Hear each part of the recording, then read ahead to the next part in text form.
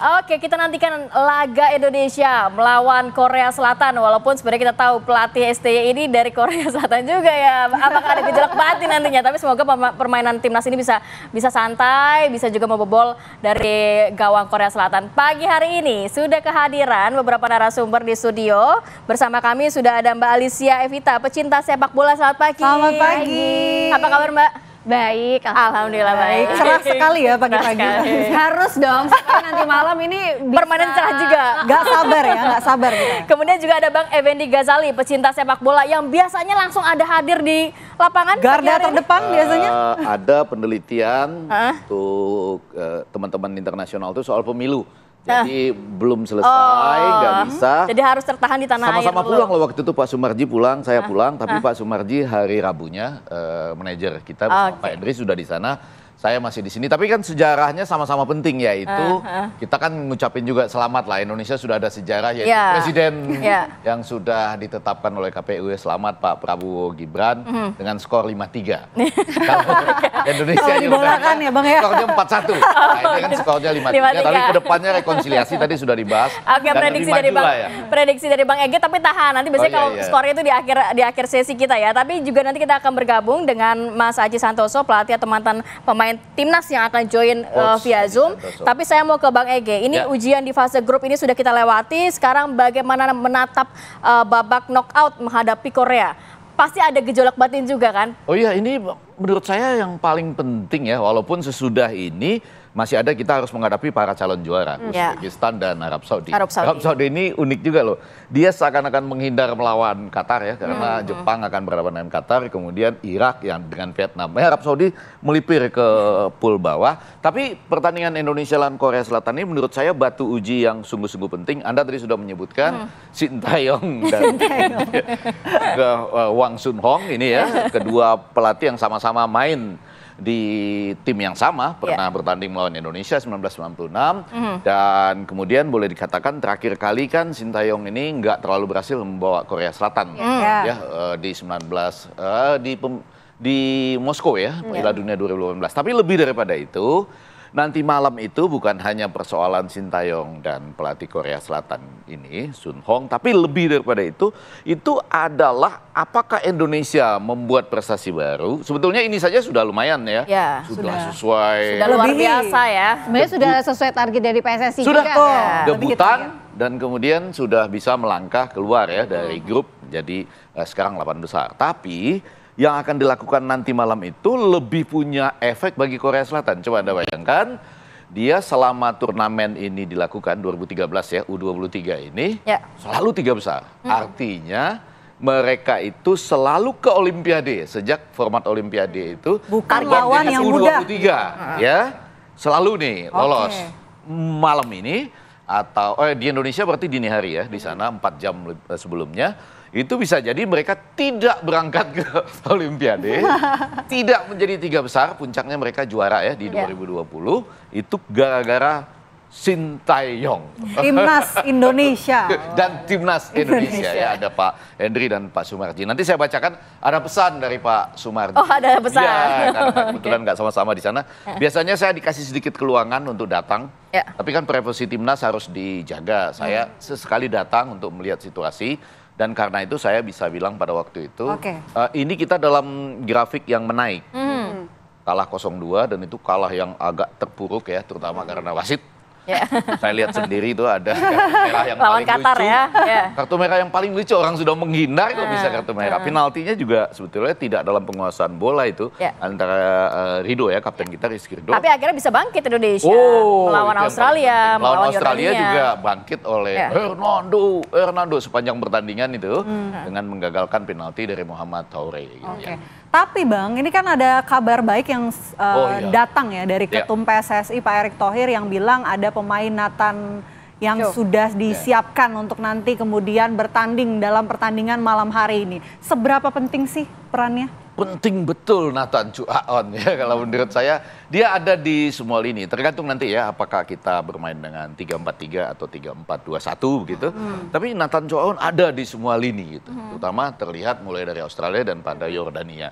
Jadi kedatangan Nathan Chuaon ini menjadi lengkap setidaknya kalau kita bermain dengan Trisula di belakang itu ditambah dengan 4 di tengah.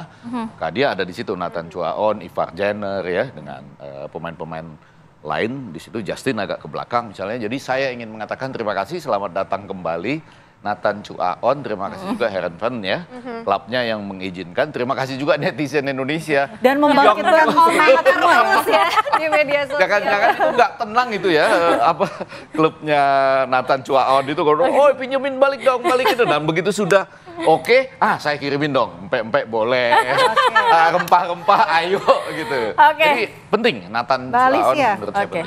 Mbak Alicia, kalau melihat nanti permainan nanti malam akan seseru apa sih sebenarnya? Ya kita berharapnya sih permainan ini bisa seru dan tentu saja bisa bermain dengan fair ya. Tapi kalau kita lihat juga kan sebenarnya pelatih Wang dan juga Sintayong ini juga sebenarnya pernah bertatap muka ketika mereka sama-sama melatih klub di Korea Selatan. Walaupun itu memang keunggulan milik pelatih Wang, tapi ini kita dengan grafik yang naik seperti yang tadi sudah dikatakan oleh Bang Ege, ini kita berharap Indonesia bisa meraih kemenangan ya nanti malam. Karena itu juga salah satu batu loncatan untuk kita ke Olimpiade Paris 2024. Tapi kalau Mbak Alicia biasanya suka nonton langsung juga? Kalau nonton langsung di lapangan kebetulan belakangan enggak, tapi siaran iya. Oke. Kalau dari Mbak Alicia melihat pertandingan sebelumnya nih, mungkin bisa jadi catatan juga untuk pelatih Shin Tae-yong dan juga para pemain timnas. Apa yang kayaknya masih kurang dan perlu ditacap dan perlu ditingkatkan gitu dalam permainan malam hari ini? Mungkin kalau aku sih ngelihatnya hanya beberapa kesalahan, sebenarnya bukan kesalahan juga ya, mungkin ya namanya ini adalah tim yang juga baru ya, ada beberapa pemain naturalisasi dan juga pemain kita dari liga ataupun pemain-pemain kita yang bermain di luar itu mungkin ketika baru awal-awal belum cun banget. Tapi kan kalau kita lihat ke belakang melawan Australia, apalagi ketika melawan Yordania itu aliran bola udah asik banget, oke banget. Kayak kita ngeliatnya udah kayak permainan kelas dunia ya. Kelas dunia. Kalau pada level U23 menurut saya ya di melawan Australia khususnya Yordania itu sudah kelas dunia. Kelas dunia, luar biasa ya. Saya mau ke Mas Aji dulu. Mas Aji sudah join juga pagi hari ini. Selamat pagi. Assalamualaikum Mas Aji. Mantan pemain timnas. Coach. Selamat pagi. Assalamualaikum Bang Effendi, Mbak Alisa. Waalaikumsalam. Ya. Coach Aji, kita menantikan juga bagaimana permainan Indonesia melawan Korea Selatan. Kalau melihat sebenarnya coach kita juga sudah paham betul ya bagaimana permainan Korea Selatan. Apa yang perlu dilakukan nantinya, baik seperti komposisi, game plan, dan lain sebagainya, mematangkan persiapan untuk melawan Korea Selatan nanti malam, Coach Aji? Ya, ada satu keuntungan ketika melawan Korea nanti karena kita tahu Shin Tae-yong warga negara Korea, beliau juga mantan pemain nasional Korea, beliau juga mantan pelatih timnas Korea. Tentunya Shin Tae-yong sudah sangat paham sekali bagaimana karakter bermain dari tim Korea tersebut. Ini tentunya menjadikan keuntungan, tinggal bagaimana Shin Tae-yong meratih strategi untuk mengantisipasi kekuatan dari tim Korea. Ini penting. Ya, menurut saya juga ini juga pride buat Coach Shin Tae-yong ya, karena bagaimanapun juga sekarang Coach Shin Tae-yong menjadi pelatih timnas kita, timnas Indonesia, tentunya beliau kepingin menunjukkan bahwa beliau merupakan salah satu pelatih yang berkualitas di Korea gitu. Karena kalau ini bisa sukses mengalahkan Korea, value-nya Shin Tae-yong di Korea pasti akan naik. Ini penting sekali. Dan untuk pertandingan nanti dini hari itu menurut saya apa yang sudah ditampilkan di group stage itu sudah cukup bagus, terutama di dua pertandingan terakhir melawan Australia dan Jordania. Kalau saja pemain-pemain bisa mempertahankan atau bisa meningkatkan kualitas permainan dari dua pertandingan terakhir itu, tidak tertutup kemungkinan kita bisa mengalahkan Korea. Seperti itu, Mbak.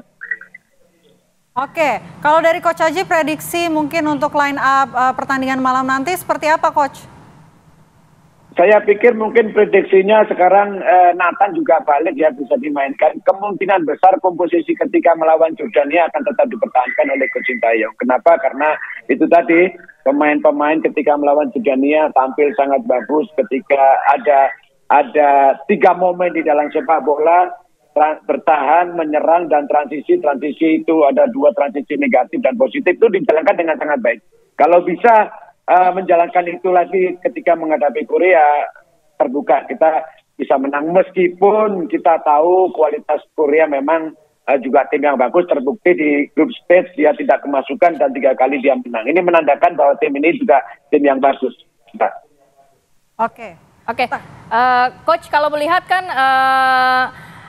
tadi ada mengatakan bahwa sebenarnya ya sudah paham betul lah bagaimana karakter pemain dari lawan kita, Korea Selatan. Tadi Bang Eko mengatakan ini sebenarnya kemarin permainan Indonesia Yordania ini udah kelas dunia lah ya begitu ya, udah grafik permainan timnas kita sudah jauh meningkat. Tapi apa yang perlu diwaspadai dari tim Korea Selatan ini untuk permainan nanti malam? Iya, mungkin pengalaman yang pertama.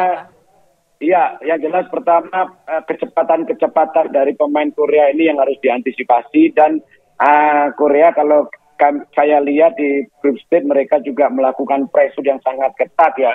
Ini pemain-pemain juga harus bisa mengantisipasi dan jangan lupa kalau kondisi tim kita dalam keadaan menyerang apa yang terjadi melawan Jordania, gol kedua dan ketiga itu sangat luar biasa, kombinasi 1-2 di sepertiga pertahanan lawan itu yang akan sulit diantisipasi. Jadi menurut saya yang pertama yang harus diantisipasi adalah kecepatan dari pemain Korea dan bola-bola set piece juga perlu diantisipasi.